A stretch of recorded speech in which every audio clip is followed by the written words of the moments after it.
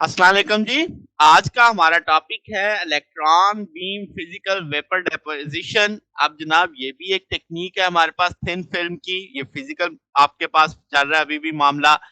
तो electron beam physical vapour deposition में क्या है कि इलेक्ट्रॉन बीम इवेपोरेशन एक फिजिकल वेपर डेपोजिशन है जो अलाउ करता है थिन फिल्म डेपोजिशन को मटेरियल की which are harder and deposit using thermal evaporation.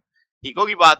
अब इसमें क्या होता है कि electron beam physical vapour deposition में हम जैसे मैंने कहा फिजिकल वेपर डेपोजिशन है जिसमें हम टारगेट एनोड को बम्बार्ड करते हैं किससे इलेक्ट्रॉन बीम से।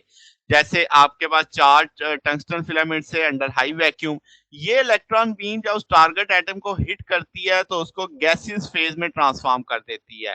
ये एटम पे पार्टिसिपेट करते हैं सॉलिड फॉर्म जो क्रिएट करते हैं यानी जो कोटिंग एवरीथिंग वैक्यूम चैम्बर में जो सीधा जाते हैं और थिन लेयर करते हैं एनोड मटेरियल के ऊपर यानी कोटिंग सी क्रिएट करते हैं। अब जनाब वर्किंग मैकेनिज्म की बात करें जैसे आप यहाँ से देख सकते हैं फिलामेंट है थर्मोनिक मिशन है इलेक्ट्रॉन निकले आपने उसे एक्सेलरेटर से मैग्नेटिक फील्ड के थ्रू टारगेट किया सोर्स के ऊपर वहां सोर्स से जो एटम थे वो आपके पास गैसेस फॉर्म में निकले वो वैक्यूम के तहत पहुंचे एनोड तक और वहां पे जाके उन्होंने थिन फिल्म लेयर की। आप शटर के साथ आप इसे कंट्रोल भी कर सकते हैं। तो वर्किंग मैकेनिज्म जरा लिख के पढ़ लेते हैं क्या जी इलेक्ट्रॉन बीम जो है ये आपके पास एक्सटेंसिव पॉसिबिलिटी है यानी कंट्रोलिंग फिल्म स्ट्रक्चर और मॉर्फोलॉजी। क्या जनाब आप डिजायर प्रॉपर्टी जैसे dense coating high thermal efficiency लो contamination high reliability high productivity ये सारे इसके खासे हैं। तो जो डेपोजिशन चैम्बर है आप उसे इवैक्यूएट कर देते हो किस प्रेशर तक 10⁻⁵ टॉर तक। ये आप वैक्यूम पंप देख रहे हैं। जो मटेरियल आपके पास जिसको आप इवेपोरेट करते हो इन द फॉर्म ऑफ इग्नॉट्स और कंप्रेस्ड सॉलिड तो आपके पास ई बीम को हम जनरेट करते हैं इलेक्ट्रॉन गन से। ये जैसे फिलामेंट है ये पूरा इलेक्ट्रॉन गन का एक स्ट्रक्चर सा बनाया हुआ है। तो ये थर्मोनिक मिशन से है। तो फील्ड जो आपके पास इलेक्ट्रॉन मिशन है या जो आपके एनोडिक आर मेथड है ये इलेक्ट्रॉन बीम एक्सेलरेट करती हाई काइनेटिक एनर्जी पे। फोकसिंग इसकी मैग्नेटिक फील्ड के साथ हो जाती है जो आप इसे कर देते हो। तो काइनेटिक एनर्जी ये जो इलेक्ट्रॉन की ये कन्वर्ट होती है किसमें थर्मल एनर्जी में।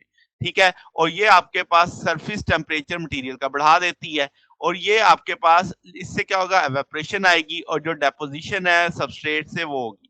अब ये जो डेपोजिशन रेट है डिपेंड करता है कि आपका स्टार्टिंग मटेरियल और ई बीम की पावर क्या है। ये डेपोजिटिव फिल्म जो थिकनेस है ये मेजर की जा सकती है सिट्सू बाय क्वार्ट्ज क्रिस्टल मॉनिटर के साथ ये जैसे आप देख सकते हैं यहाँ पे। फिर आप इसका एडवांटेजेस के क्या है कि कॉमनली इसे जीएएस टेक्नोलॉजी में इस्तेमाल किया जाता है। आप इसकी वाइड रेंज ऑफ मटेरियल इसमें डिपॉजिट कर सकते हैं मल्टी लेयर आप आसानी से कर सकते हैं यानी वैक्यूम को खत्म किए रिलीज किए बगैर। और जो आपका इलेक्ट्रॉन बीम इवेपोरेशन है ये कंट्रोलेबल है रिपीटेबल है कंपैटिबल है। ठीक है तो आप इसमें आयन एसिड सोर्स यूज करते हो जो आपके पास डिजायर थिन फिल्म की परफॉर्मेंस कैरेक्टरिस्टिक यानी यानी मिसाल के तौर पे आप जितनी थिन थिक बनाना चाहते हैं वो आसानी से कंट्रोल की जा सकती है। तो हाई डेपोजिशन रेट की वजह से तो इसका पोटेंशियल इंडस्ट्रीज में काफी यानी आपके पास wear resistance thermal barrier coating आपके एरोस्पेस इंडस्ट्रीज में hard coating for cutting and tool industries. तो यानी इंडस्ट्री में एक वार्ड इसका वैरायटी ऑफ यूज है। आप इसके डिसएडवांटेज की बात करें तो जब आप ट्रांसलेशनल और रोटेशनल मोशन करते हैं शाफ्ट की कोटिंग के दौरान तो इसकी आउटर सरफेस जो कॉम्प्लेक्स ज्योमेट्री है मगर इस प्रोसेस की वजह से आप inner surfaces of complex geometry को नहीं कोट कर सकते। फिर एक दूसरा प्रॉब्लम है कि जो फिलामेंट ऑफ डिग्रेडेशन है तो आपके पास इलेक्ट्रॉन गन जो है नॉन यूनिफॉर्म इवेपोरेशन रेट दे देता है। यानी जो आपके पास फिलामेंट से हर दफा एक जैसी बीम जनरेट नहीं हो रही होती तो उसकी डिग्रेडेशन की वजह से तो उसकी वजह से इवेपोरेशन रेट मुतासिर होता है।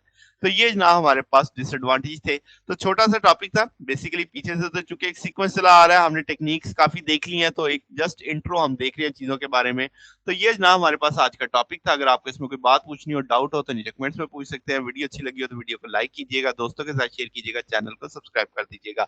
अब तक के लिए इतना ही बाकी इंशाल्लाह फिर नेक्स्ट देखेंगे। ओके अल्लाह हाफिज।